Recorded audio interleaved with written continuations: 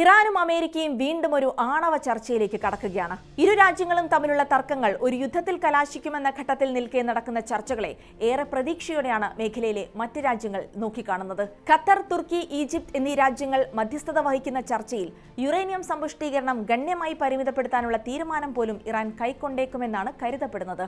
ഒമാനിൽ നടക്കാനിരിക്കുന്ന ചർച്ചയുടെ കൂടുതൽ വിശദാംശങ്ങൾ പരിശോധിക്കാം. സ്വാഗതം ഇൻഡെപ്തിലേക്ക്.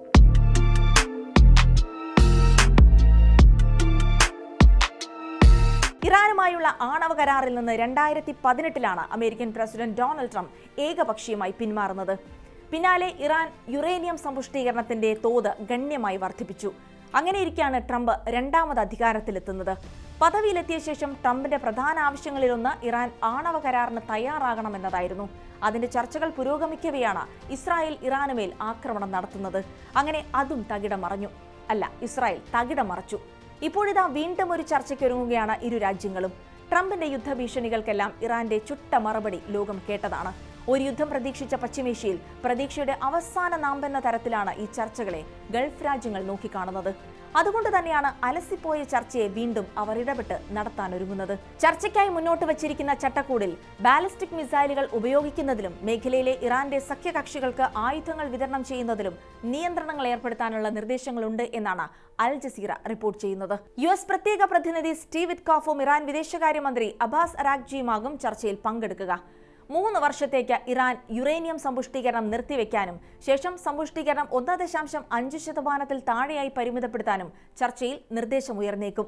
നിലവിൽ 60% സമ്പുഷ്ടീകരിച്ച ഇറാന്റെ പക്കലുള്ള ഏകദേശം 440 കിലോഗ്രാം യുറേനിയം മൂന്നാമതൊരു രാജ്യത്തിന് കൈമാറാനും നിർദ്ദിഷ്ട ചട്ടക്കൂടിൽ നിർദ്ദേശങ്ങളുണ്ട്. കൂടാതെ ആയുധങ്ങളും സാങ്കേതിക വിദ്യകളും മേഖലയിലെ ഹെസ്ബുല്ല അടക്കമുള്ള സഖ്യകക്ഷികൾക്ക് കൈമാറരുതെന്ന് ഇറാൻ സമ്മതിക്കണമെന്ന വ്യവസ്ഥയും മധ്യസ്ഥ രാജ്യങ്ങൾ നിർദ്ദേശിച്ചിട്ടുണ്ട്. എന്നാൽ അമേരിക്കയും ഇറാനും ഇതിനോട് എങ്ങനെയാണ് പ്രതികരിച്ചിട്ടുള്ളത് എന്നതിനെക്കുറിച്ച് വിവരങ്ങളൊന്നുമില്ല. അതേസമയം ആണവ പദ്ധതിയിലും മിസൈലുകളുടെയും മേഖലയിലെ സഖ്യകക്ഷികളുടെയും കാര്യത്തിൽ നിയന്ത്രണം ഏർപ്പെടുത്താൻ ഇറാൻ തയ്യാറായാൽ മാത്രമേ ചർച്ച മുന്നോട്ടു പോകൂ എന്നാണ് അമേരിക്കയുടെ പ്രഖ്യാപിത നിലപാട്. എന്നാൽ ഒമാനിലെ ചർച്ചയിൽ ആണവ കാര്യങ്ങളല്ലാതെ മറ്റൊന്നിലേക്കും ചർച്ച കൊണ്ടുപോകാൻ ഒരുക്കമല്ല എന്നാണ് ഇറാൻ അറിയിച്ചിട്ടുള്ളത്. നേരത്തെ, അതായത് ഇസ്രായേലിന്റെ ഏകപക്ഷീയമായ ആക്രമണത്തിന് മുൻപ് ആണവ പദ്ധതി പരിമിതപ്പെടുത്താൻ ഇറാൻ ഒരുക്കമായിരുന്നു. ഉപരോധങ്ങൾ ഒഴിവാക്കുന്നതിന് പകരമായി അങ്ങനെ ഒരു കരാറിന് തയ്യാറാകാം എന്നൊരാലോചന ഇറാൻ നടത്തിയതുമാണ്. അവിടെയാണ് ഇസ്രായേൽ ഇടപെടുകയും ചർച്ചകളെ അടിമുടി അട്ടിമറിക്കുകയും ചെയ്തത്. തുർക്കിയിൽ ഇസ്താംബുളിലായിരുന്നു ആദ്യഘട്ട ചർച്ചകൾ നടത്താൻ തീരുമാനമെടുത്തിരുന്നത്. എന്നാൽ ഇറാൻ പിന്നീട് അതിന് വിസമ്മതിക്കുകയായിരുന്നു. ഒമാനിലേക്ക് മാറ്റണമെന്നായിരുന്നു അവർ ആവശ്യപ്പെട്ടത്.